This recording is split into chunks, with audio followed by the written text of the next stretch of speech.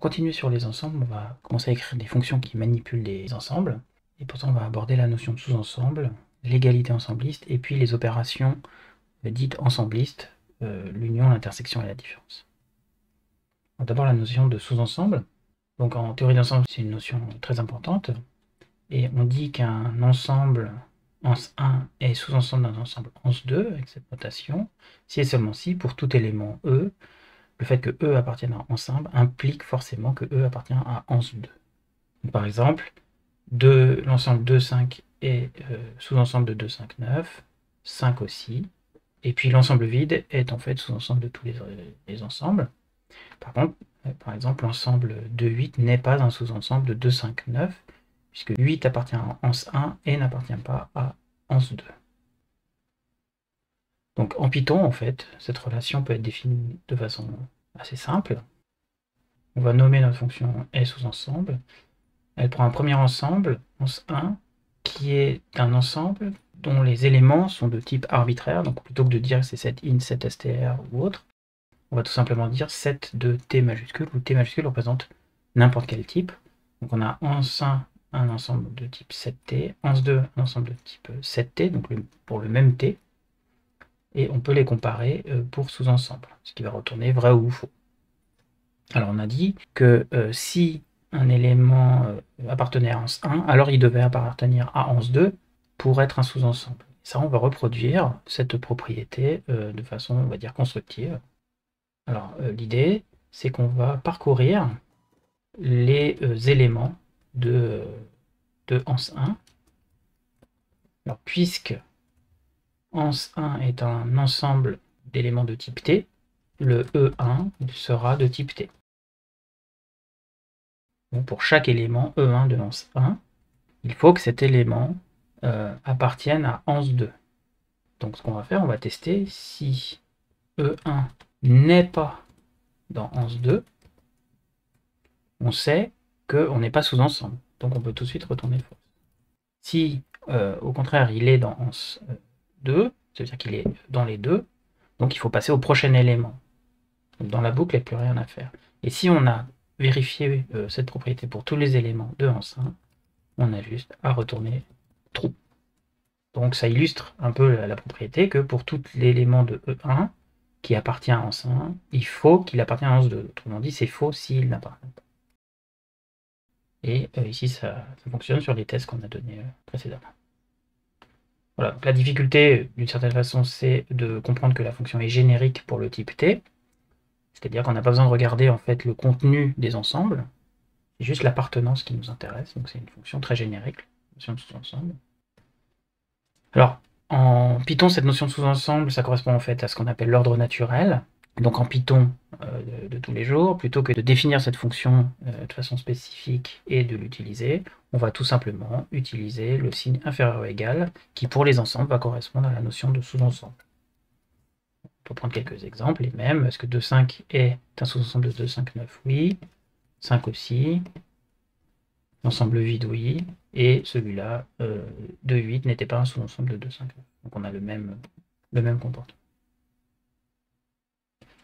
Alors il y a d'autres comparateurs, bien sûr. On a inférieur strict, qui correspond à sous-ensemble strict en mathématiques, puis les opérateurs, on va dire, inverses, de surensemble. Alors à partir de la définition de sous-ensemble, on peut obtenir assez simplement ce qu'on appelle l'égalité ensembliste. Donc deux ensembles, ENS1 et ENS2, sont égaux s'ils contiennent exactement les mêmes éléments. Donc pour tout élément de ENS1, il faut qu'il soit dans ENS2, et tout élément de ENS2 doit être dans ENS1.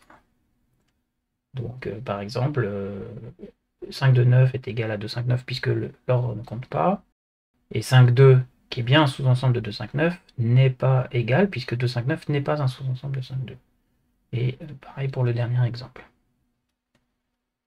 Donc une autre façon de voir les choses, c'est que deux ensembles sont égaux si et seulement si ils sont sous-ensembles l'un l'autre, et donc on peut implémenter en Python très simplement cette égalité ensembliste. Il suffit de dire que les deux ensembles sont égaux si ENS1 est sous-ensemble de ENS2 et ENS2 est sous-ensemble de ENS1.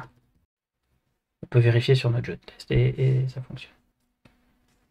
Alors, de la même manière que pour l'ordre, l'égalité des ensembles est naturelle pour les ensembles, et donc c'est celle qui est implémentée par Python. Donc plutôt que d'écrire ensemble égaux ans1, ans2, on écrira tout simplement ans1 égale ans2, qui implémente l'égalité ensembliste. Et l'inégalité fonctionnera aussi. Voilà quelques exemples. 5 de 9 est la même chose que 2, 5, 9, et donc ils ne sont pas différents. Donc retenez que, voilà, comparer les ensembles se fait avec les opérateurs de Python.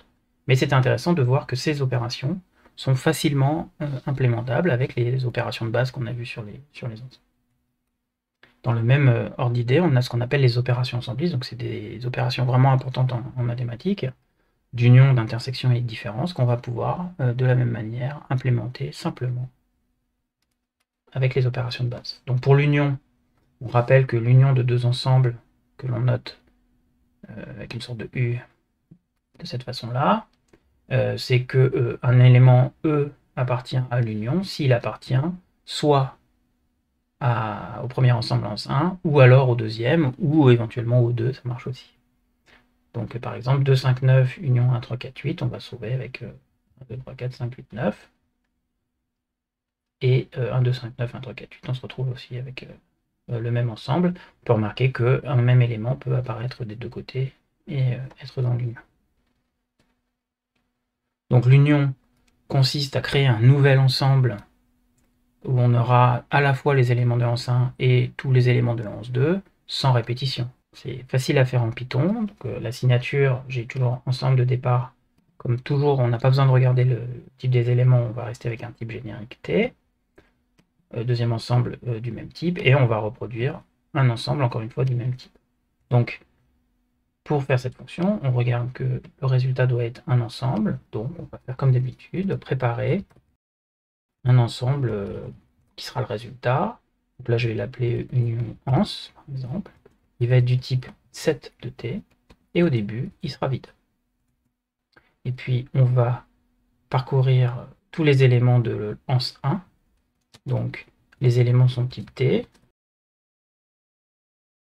Et qu'est-ce qu'il faut faire? Et bien, tout simplement rajouter cet élément dans l'union. Donc, on aura, après cette boucle, tous les éléments de l'ans 1 présents dans l'union, et il me manque les éléments de l'ans 2. Et donc, je vais faire exactement la même chose pour ans 2. Faire rajouter le E2. Alors, s'il était déjà dans E1, ben, le A ne va pas le rajouter, c'est pas grave. Et puis s'il n'était pas présent, ça va le rajouter effectivement. Et à la fin, on a juste à retourner l'union. Voilà une implémentation de l'union. Et on peut tester avec ces tests-là, par exemple, que l'ensemble AEU et OI va bien former cet ensemble-là. Encore une fois, insister sur le fait que l'ordre importe peu. Ce test continue à passer, même si je change l'ordre des informations. Alors, l'union ensembliste, c'est une opération assez courante sur les ensembles, et donc en Python, il y a un opérateur spécifique pour ça, donc on ne va pas utiliser notre fonction en union, mais l'opérateur qui est tout simplement la barre verticale. Donc pour faire l'union de ans 1 et ans 2, on écrit ans 1, la barre verticale ans 2. Et donc, on peut faire des essais ici. J'ai bien créé l'ensemble union de ces deux ensembles, pareil pour cet ensemble de nombres, et pareil pour celui-là. Voilà, donc encore une fois, on illustre le fait que l'opération d'union ensembliste est facile à obtenir, mais bon, elle est déjà prédéfinie, donc on utilisera la version prédéfinie en pratique. L'intersection, c'est un peu le complémentaire de l'union. Pour l'intersection entre deux ensembles, ce qu'on note cette fois-ci avec une sorte de U inversée, donc la propriété de l'intersection, c'est que un élément appartient à l'intersection de ans 1 et ans 2 s'il appartient à la fois à ans 1 et à ans 2. Donc par exemple, l'intersection de 2, 5, 9 et de 1, 2, 3, 4, 5, 8, c'est les éléments en commun. Donc il y a 2 et 5 qui sont en commun, c'est les seuls éléments en commun.